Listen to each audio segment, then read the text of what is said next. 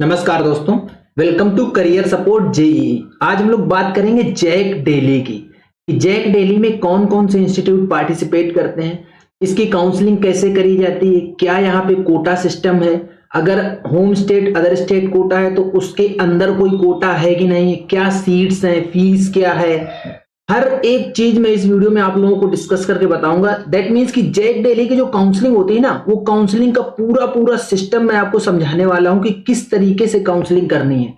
इस वीडियो को देखने के बाद आप खुद से काउंसलिंग कर सकते हो जैक डेली की। और अगर आप काउंसलिंग नहीं कर पा रहे हो इसको वीडियो को देखने के बाद भी, तो आप लोग करियर सपोर्ट जेईई की टीम से रीच आउट करके एक्सपर्ट काउंसलर हायर कर लो। हम लोग पेड काउंसलिंग प्रोवाइड करते हैं बहुत ही मिनिमम चार्जेस पे। इसमें आप लोगों का बेनिफिट हो जाएगा, जो आपकी मेहनत है वो मेहनत बर्बाद नहीं जाएगी, जिससे कि आप लोगों को एक अच्छा कॉलेज मिल जाएगा। तो चलो सबसे पहले ये देखते हैं कि कौन कौन से इसमें जो इंस्टीट्यूट्स है वो पार्टिसिपेट करते हैं, जिससे आप लोगों को एक आइडिया मिले कि कौन कौन से इंस्टीट्यूट को टारगेट करना है। डीटीयू, दिल्ली टेक्नोलॉजिकल यूनिवर्सिटी, बहुत ही ज्यादा फेमस यूनिवर्सिटी है जैक दिल्ली के अंडर। हर बच्चा चाहता है कि उसको डीटीयू में एडमिशन मिल जाए। ये सारी ब्रांचेस अवेलेबल हैं, biotechnology, chemical engineering, civil, computer science engineering, ECE, electrical engineering, environment engineering, engineering physics, ये सारी ब्रांचेस यहाँ पे अवेलेबल हैं। एक ही कैंपस है डीटीयू का। इसके बाद जो नेक्स्ट आता है वो आता है NSUT, Netaji Subhash Chandra university of technology. NSUT main campus Azad Hind Fauj Marg में है। यहाँ पे B Tech, biotechnology, CSE, CSDS, computer science and engineering, data science, computer science and engineering, AI, electrical engineering, ये सारी ब्रांचेस मैं आपको बताऊंगा अभी जब इसका सीट मैट्रिक्स दिखाऊंगा आपको कहां पे कितनी सीट है, उसमें बताऊंगा। एनएसयूटी जो ईस्ट कैंपस है, formerly Ambedkar institute of advance communication technology and research, Geeta colony Delhi में है, नियर चाचा नेहरू बाल चिकित्सालय।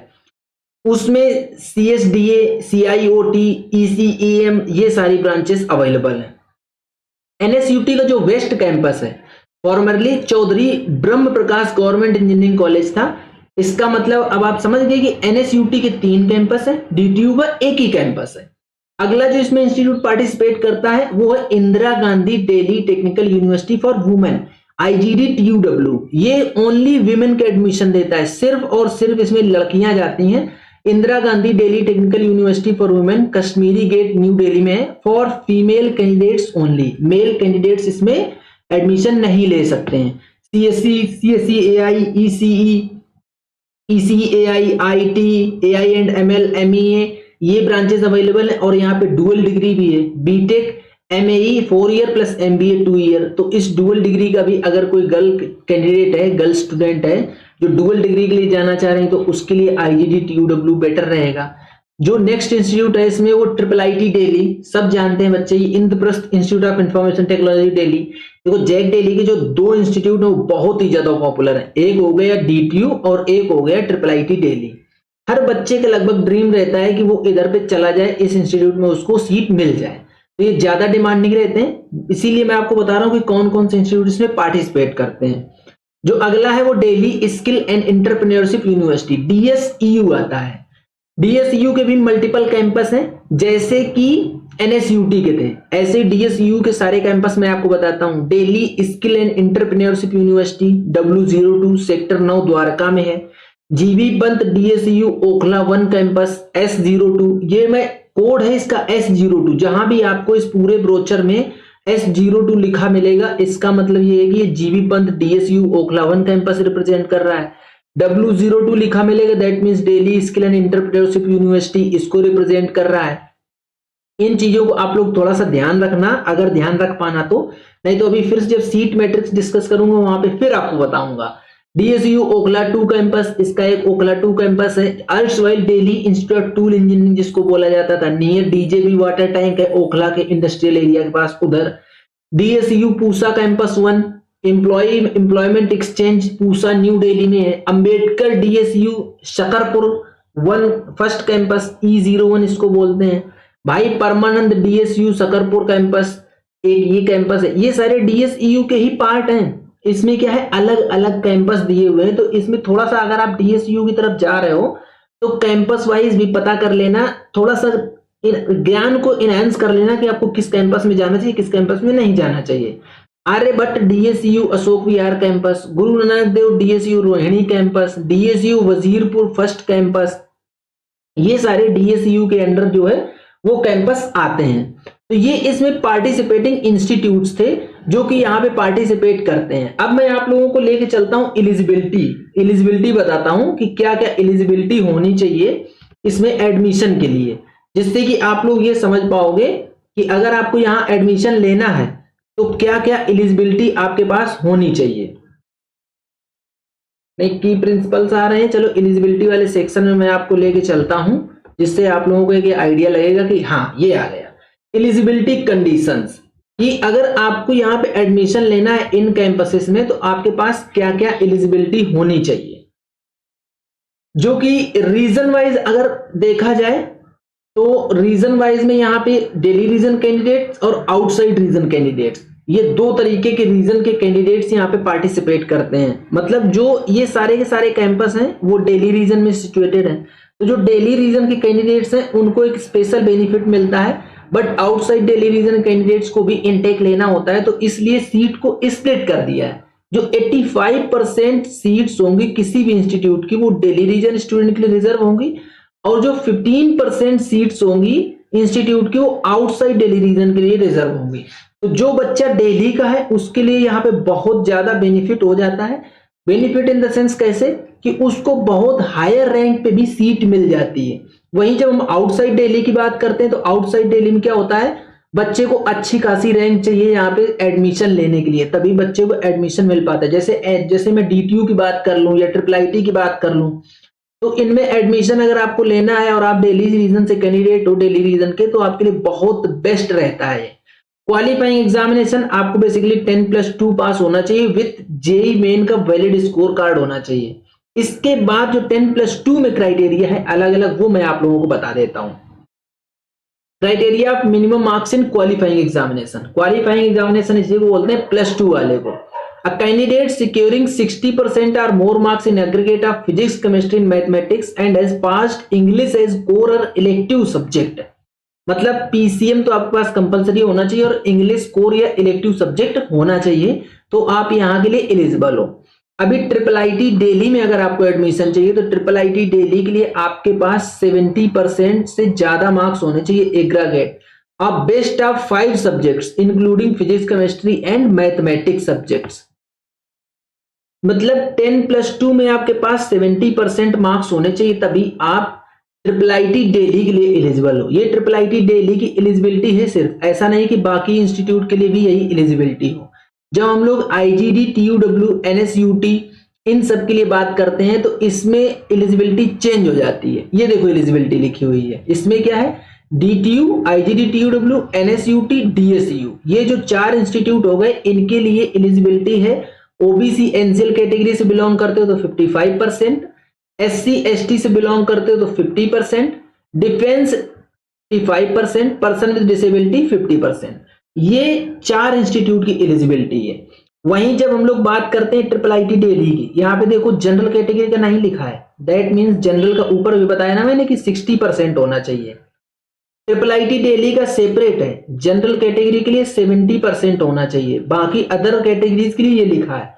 OBC NCL हो 65% +2 में होना चाहिए, SC ST हो 60% +2 में होना चाहिए, डिफेंस कैटेगरी से हो 65% होना चाहिए, एंड पर्सन विद डिसेबिलिटी हो तो भी आपके पास 65% मार्क्स इतने तो मिनिमम होने चाहिए। सिर्फ IIIT दिल्ली एक ऐसा इंस्टीट्यूट है जो कि अलग से सेपरेट एलिजिबिलिटी मांग रहा है कि इनको 70% चाहिए, बाकी 4 जो इंस्टीट्यूट हैं उनकी एलिजिबिलिटी में कुछ खास डिफरेंस नहीं है। There is no marks relaxation for EWS category. अगर आप EWS से हो तो आप ये मत सोचो कि आपको कोई भी मार्क्स में रिलैक्सेशन दिया जाएगा। You will be considered as general candidate, सिर्फ मार्क्स के टाइम पे कंसीडर होगे।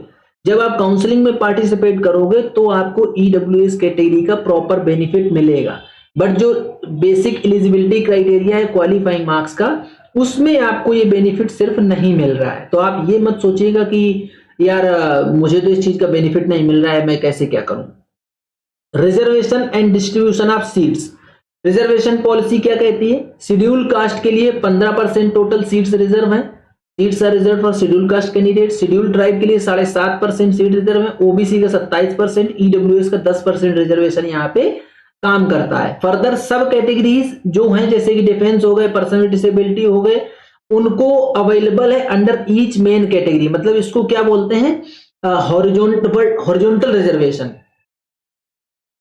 जो डिफेंस कैटेगरी है उनके लिए 5% सीट रिजर्व है, कोटा विद इन कोटा लगता है ये, ठीक है। अभी आगे और आप लोगों को दिखा देता हूं, इसमें कुछ ये मतलब डिफेंस कैटेगरी की अलग अलग सब कैटेगरीज हैं, उनमें सब दिया है। पर्सन विद डिसेबिलिटीज के लिए 5% सीट रिजर्व है, कश्मीरी माइग्रेंट्स के लिए सीट है, डीटीयू एनएसयूटी में 1 सीट है, ट्रिपल आईटी दिल्ली में 1 है, आईजीडीटीयूडब्ल्यू में 1 है, डीएसयू में 1 है। तो कश्मीरी माइग्रेंट्स को भी एटलीस्ट कंसीडर तो करा गया है, यही बहुत बड़ा एक यू कैन से की चेंज है। सीट कन्वर्जन रूल भी लागू होता है यहाँ पे। इसके बाद मैं अब आप लोगों को लेके चलता हूं कहां पे, इसका दूसरा एस्पेक्ट भी दिखाता हूं आप लोगों को। ये देखो, अब बताता हूं आपको कि यहाँ पे किस इंस्टीट्यूट में कितनी सीट्स हैं, जिससे आपको एक आइडिया लग पाएगा। ये डीटीयू का है, सारे इंस्टीट्यूट का बताऊंगा, ऐसा नहीं कि सिर्फ डीटीयू का है, सारे के सारे इंस्टीट्यूट का रहेगा। तो आप लोग वीडियो को लास्ट तक देखो। अभी फिर मैं आप लोगों को बता देता हूं, ये पूरा का पूरा शेड्यूल जो मैं आपको जैसे समझा रहा हूं कि आप लोगों के पास क्या एलिजिबिलिटी होनी चाहिए, आपको क्या करना है। अभी आगे काउंसलिंग का भी प्रोसीजर बताऊंगा। अगर आपको वो चीजें समझ में आ जाती हैं तो वेल एंड गुड, अगर आपको चीजें नहीं समझ में आती हैं तो मेरी टीम से रीच आउट करके आप लोग पेड काउंसलिंग ले सकते हो। पेड काउंसलिंग में हमारे पास मल्टीपल टाइप के यू कैन से कि प्लान्स हैं। प्लान्स में क्या है, जैसे आपको सिर्फ गाइडेंस चाहिए उसका प्लान अलग है। आप ये चाह रहे हो कि आपको गाइडेंस टिल द लास्ट चाहिए, चॉइस फिलिंग वगैरह सब कुछ मिले, उसका प्लान अलग है। आप ये चाह रहे हो कि आपको कोई काउंसलिंग करनी ही ना पड़े और till joining of your college आपके साथ में मेरी टीम का एक मेंबर बना रहे, तो उसका पूरा का पूरा पैकेज अलग है। ये सारे पैकेजेस आप टीम से रीच आउट करके इनके बारे में डिटेल ले सकते हो। अगर आपको पसंद आता है कोई तो आप पेड काउंसलिंग ज्वाइन कर लो, अदरवाइज आप ये फ्री वीडियोस देखते रहो, इनमें आपको हर एक चीज का अपडेट मिलता रहेगा। डीटीयू में ब्रांच वाइज सीट ये दी हुई है, ब्रांच वाइज और इसके बाद कैटेगरी वाइज। तो देखो ईडब्ल्यूसी, जीएनडी, जीएनडी मतलब जनरल, डी मतलब डेली कोटा है, और जहां पे ओ लिखा होगा उसका मतलब है आउटसाइड डेली। जैसे लिए देखो लिखा है जनरल, जनरल ओ मतलब जनरल में जनरल मतलब जनरल कैटेगरी के लिए ओपन सीट्स है, आउटसाइड दिल्ली के लिए, और जहां लास्ट में डी लिखा है उसका मतलब वो दिल्ली कैंडिडेट्स के लिए सीट्स रिजर्व हैं। तो टोटल इनटेक जो हो जाता है ब्रांच वाइज, देखो यहाँ पे सबसे ऊपर कौन सी ब्रांच थी, ईसीई की, ईसी और सीएसई। ईसीई की 240 सीट है, सीएसई की 480 सीट है, तो ये सब टोटल मिला के 2500 सीट हो जाती हैं। 2500 सीट एनएसयू डीटीयू में है, डीटीयू का है ना ये, हाँ डीटीयू का है ये। तो टोटल 2500 सीट डीटीयू में है। अब आगे नेक्स्ट इंस्टीट्यूट के बारे में दिखा देता हूं आपको, एनएसयूटी। एनएसयूटी में भी ऐसा नहीं है कि यहाँ पे भी कोटा नहीं लागू होता है, सब जगह कोटा है। आप होम स्टेट हो तो होम स्टेट का कोटा है, उसमें भी कोटा विद इन कोटा है, मतलब जो आपकी कैटेगरी लगती है ना वो भी लगेगी। और अगर आप आउटसाइड दिल्ली हो तो भी आपको कैटेगरी का बेनिफिट मिलेगा, ऐसा नहीं है कि आपको कैटेगरी का बेनिफिट ना मिले। तो ये एनएसयूटी में टोटल जो सीट इनटेक है एनएसयूटी का वो है 2197 सीट्स है यहाँ पे। बाकी चार्ट आप लोगों के सामने दिया हुआ है, ये आप ये चार्ट देख सकते हो। अदरवाइज आपको ब्रोचर आप व्हाट्सएप पे टेक्स्ट करो, व्हाट्सएप नंबर आप लोगों को दिख रहा है, उस पे ब्रोचर लिख दो, जैक डेली ब्रोचर, आपको ब्रोचर फॉरवर्ड कर दिया जाएगा, जिससे आप लोग उसमें भी जाके अपना चेक कर सकते हो। बीएर की सीट्स का भी ये डिटेल पूरा दिया हुआ है यहाँ पे। अगला जो इंस्टीट्यूट आता है वो आता है आईजीडीटीयूडब्ल्यू, जो कि Indira Gandhi Delhi technical university for women है, ओनली फॉर वुमेन है। ये मैं फिर एम्फसाइज कर रहा हूं, इसमें मेल कैंडिडेट्स को एडमिशन नहीं मिलता है। तो जो ग्रैंड टोटल सीट्स है यहाँ की, ये देखो ब्रांच वाइज सीट के इन्होंने कैलकुलेशन करके दे दिया है आप लोगों को। CSE, CSE AI, EC AI, EC IT, AI and ML, यहाँ पे वुमेन के लिए अच्छा कॉलेज है, पैकेज वगैरह भी अच्छा ऑफर होता है। तो आप लोग इसको ये यहाँ से देख सकते हो। जो टोटल सीट है बीटेक, डुअल डिग्री एंड बीएर की 1092 सीट यहाँ पे आती हैं। अब बात कर लेते हैं ट्रिपल आईटी दिल्ली की। ट्रिपल आईटी दिल्ली में भी टोटल सीएसई की सीट्स कितनी है, 127, और सब मिला के सीट 523 है। ब्रांचेज यहाँ पे कौन कौन सी अवेलेबल है, CSE, ECE, CSAM, CSD, C++, इन सब का एक्सपेंशन यहाँ पे नीचे आप लोगों के सामने ये लिखा हुआ है। जैसे C++ हो गया, computer science and social sciences हो गया, ऐसे पता नहीं चल पाता है ना कि क्या ब्रांच है। अब Delhi skill and entrepreneurship university DSEU, इसमें कितनी सीट है? इसमें जो अलग अलग कैंपस वाइज देखो ये लिखे हैं कोड S02, N03, S02, मतलब ये कैंपस को इंडिकेट कर रहे हैं। तो जो मैं आपको आगे बता रहा था वो कोड याद रखो, उन कोड के हिसाब से यहाँ पे पूरी सीट का ब्रेकअप दिया हुआ है। नीचे भी लिखा हुआ है उस कैंपस के पूरे नाम, कि कौन सा कैंपस किसको इंडिकेट कर रहा है। अब बात आती है online registration and counselling fee payment की। तो आपको अगर इसकी काउंसलिंग में पार्टिसिपेट करना है तो आपको ऑनलाइन रजिस्ट्रेशन करना पड़ेगा। ऑनलाइन रजिस्ट्रेशन करने के लिए आपको जेईई मेन का एप्लीकेशन नंबर चाहिए, name as per JEE admit card, date of birth होती है। जब आप रजिस्ट्रेशन करना शुरू करोगे तो जैसे ही आप अपना पूरा डिटेल डालोगे ये मैच कर लेगा, तभी आपको आगे प्रोसेस करने देगा। आपको अपनी ईमेल आईडी वेरीफाई करनी, मोबाइल नंबर वेरीफाई करना है। और जब भी आप इसको लॉगिन करोगे तो एप्लीकेशन नंबर जो होगा आपका जेईई मेन 2024 का, वो आपका यूजर आईडी होगा और आप पासवर्ड को क्रिएट कर सकते हो, वो आपका पासवर्ड होगा। इन केस आप पासवर्ड भूल जाते हो तो आपसे जब आप रजिस्ट्रेशन करोगे उसी समय पे ये आपसे एक सिक्योरिटी क्वेश्चन पूछेगा, वो सिक्योरिटी क्वेश्चन को डाल के आप अपना पासवर्ड रीसेट कर सकते हो। ये पूरा का पूरा काउंसलिंग का प्रोसीजर बता रहा हूं आप लोगों को, ध्यान से सुनिए, नहीं तो आपको फिर पेड काउंसलिंग लेनी पड़ेगी। अगर ध्यान से सुनोगे तो आप फ्री में काउंसलिंग अपनी कर सकते हो। जो भी आप अपना मोबाइल नंबर और ईमेल आईडी डाल रहे हो बहुत ही केयरफुली डालो, क्योंकि यही आपका करस्पॉन्डेंस एड्रेस बनेगा। मतलब आपको जो भी अपडेट मिलेगा वो आपके मोबाइल नंबर और ईमेल एड्रेस पे ही अपडेट मिलेगा। जो आप इसमें बैंक अकाउंट डालोगे जिसमें कि रिफंड आएगा आपका, या आप पेमेंट करोगे, पेमेंट तो 1500 रुपए आपको करना है, वो नॉन रिफंडेबल है। लेकिन अगर आपको सीट मिल गई, आपने सीट एक्सेप्टेंस फी दे दी, फिर आप एक विड्रॉल मार रहे हो, इस तरीके की कोई भी घटना होती है तो वो जो आपका रिफंड आएगा वो आपके इसी बैंक अकाउंट में आएगा जो आप लोग बैंक अकाउंट अभी दोगे। तो ये बैंक अकाउंट आपसे रजिस्ट्रेशन के टाइम मांगेगा, आप लोग अपना बैंक अकाउंट डालो या अपने नियर डियर वन का बैंक अकाउंट डालो, ठीक है। किसी और का बैंक अकाउंट आपको नहीं डालना है।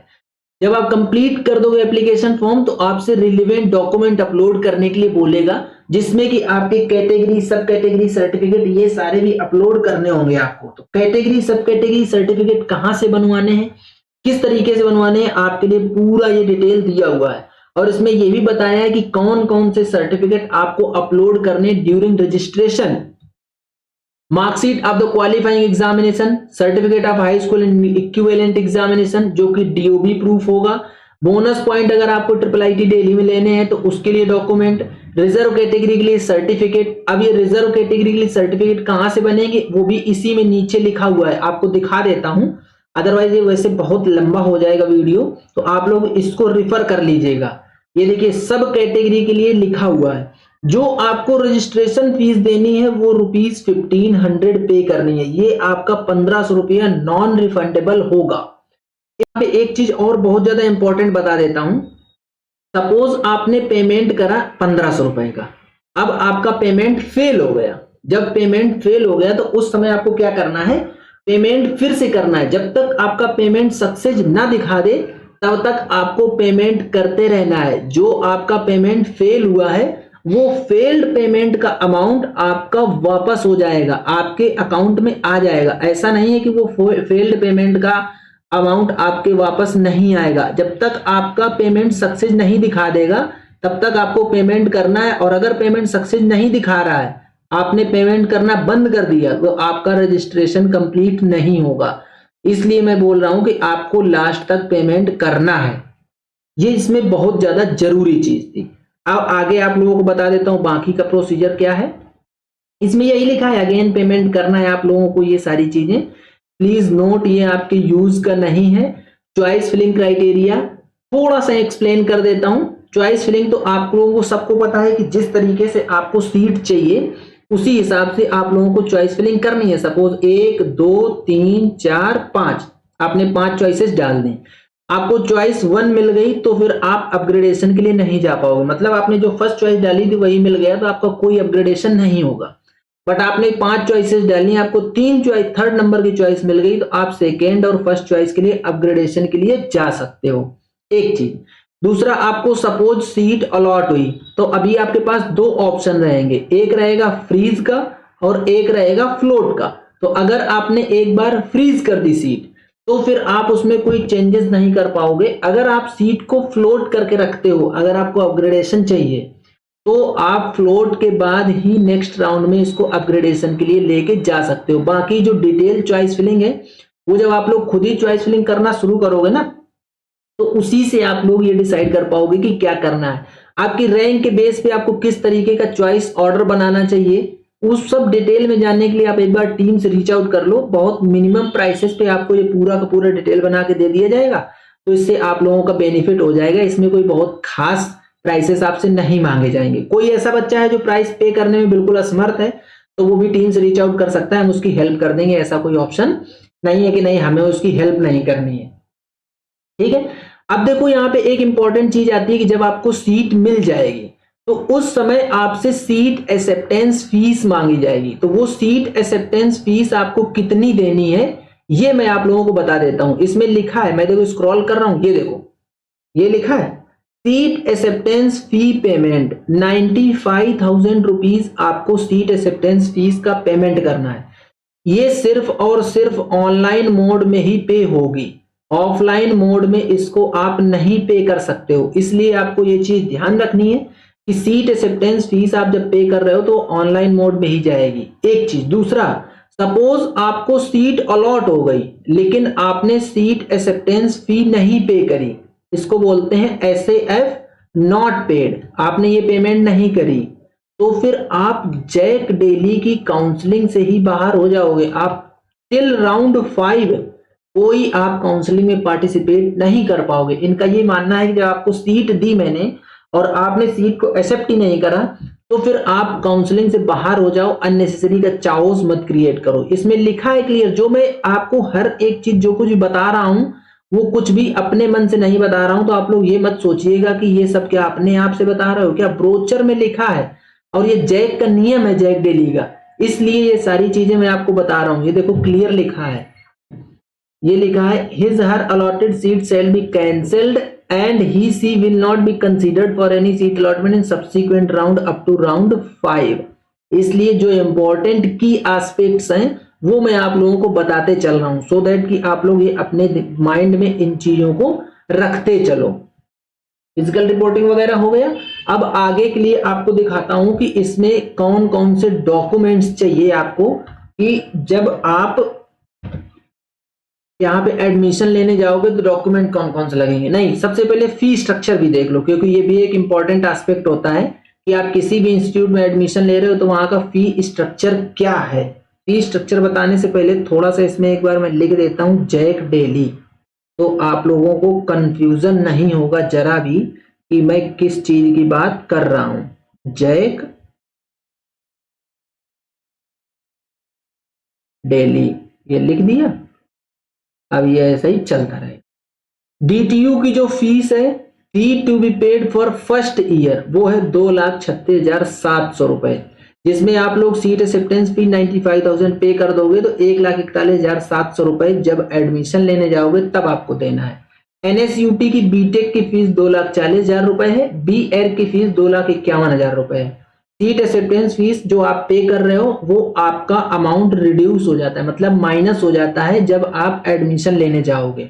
ये सीट एक्सेप्टेंस फीस आपसे एक्स्ट्रा नहीं ली जाती, इसको माइनस कर दिया जाता है। IGD TUW, यहाँ पे दो टाइप के कोर्सेस हैं, एक B Tech and dual degree B Tech MEA plus MBA है, उसकी फीस 1,37,500 है। बीटेक एंड बीटेक के साथ में डुअल डिग्री करोगे उन दोनों की फीस।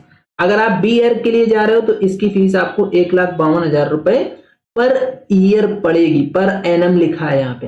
अदर देन दिस आपको security fee and one time non refundable alumni fee पे करनी होती है, जो कि टोटल मिला के 7,000 रुपए होती है।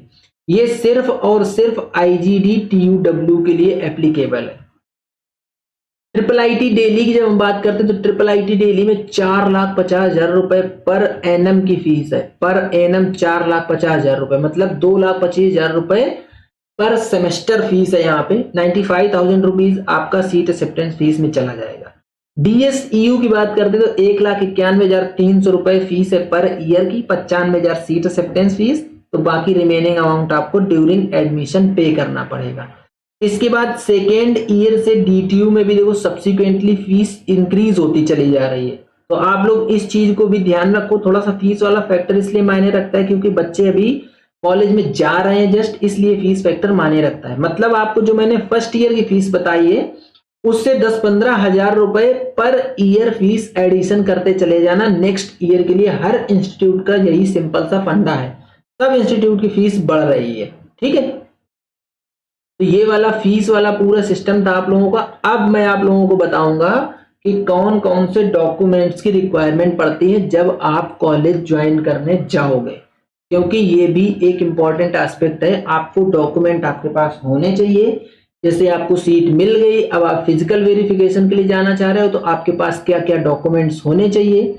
जैक 2025 में, जैक 2025 नहीं, जैक दिल्ली में, जैक 2025 तो हो जाएगा जैक चंडीगढ़, ये है जैक दिल्ली, ये जैक 2025 नहीं है। जैक दिल्ली में अगर आपको सीट मिलती है तो आपको कौन कौन से डॉक्यूमेंट चाहिए होंगे वो बता देता हूं।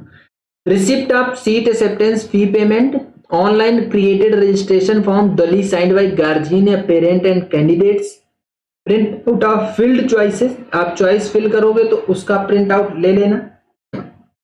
3 passport size photographs, print out of the admit card and score card of JEE main 2024, marksheet of the qualifying examination class 10th और 12th की मार्कशीट सर्टिफिकेट ले लेना। Print out of the seat allotment letter downloaded from JAC Delhi, date of birth certificate, जो कि 10th का certificate आपको होगा उसी को डेट ऑफ बर्थ सर्टिफिकेट भी बोलते हैं। जो भी आपकी date of birth 10th certificate में लिखी है वही आपकी फाइनल डेट ऑफ बर्थ हो जाएगी। अगर आप बोनस पॉइंट क्लेम कर रहे हो तो bonus point document, reserve category से हो या सब कैटेगरी से हो तो उसको क्लेम करने के लिए certificate, medical fitness certificate original in case of general SC ST EWD जो भी है आपका, PWD सर्टिफिकेट, मतलब जो आप रिजर्वेशन ले रहे हो अगेंस्ट, जिस भी रिजर्वेशन के अगेंस्ट आप क्लेम कर रहे हो वो आपके पास सर्टिफिकेट होना चाहिए। अब ये सर्टिफिकेट तो होना चाहिए लेकिन बनेगा कहां से, याद करो ऊपर आपको बताया ना कि ये सारी अथॉरिटीज लिखी हैं जिनमें कि आप लोगों को ये पता होना चाहिए कि ये कहां से बनेगा। तो ये पूरा का पूरा अपडेट था। इसी में नीचे अब आप लोग देखोगे तो सर्टिफिकेट्स का फॉर्मेट दिया हुआ है। देखो मैं आप लोगों को दिखा देता हूं,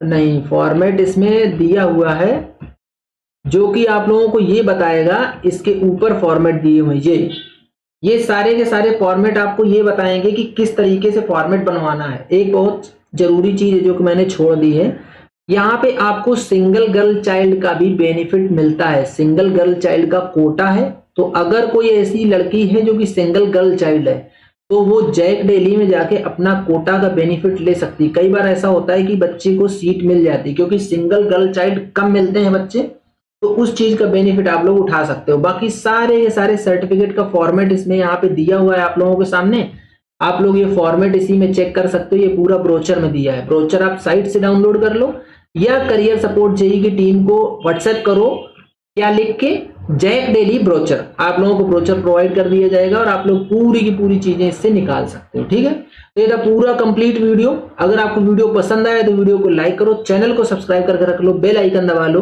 जिससे कि आप लोगों को इस तरीके का कंप्लीट अपडेट मिलता रहे। आज का वीडियो यहीं तक, मिलेंगे नेक्स्ट वीडियो में नए डेटा के साथ, तब तक के लिए बाय बाय।